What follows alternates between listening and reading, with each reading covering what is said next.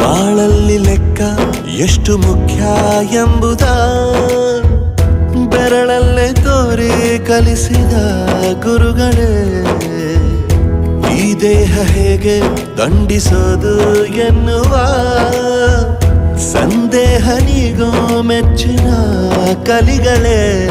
ಕನ್ನಡ ಕಂಡರೆ ಕಣ್ಣಿಗೆ ಒತ್ತಿಕೋ, ಅಕ್ಷರ ಅಂದರೆ ಅನ್ನಕ್ಕಿಂತ ದೊಡ್ಡದೆಂದ ಗುರುವೇ.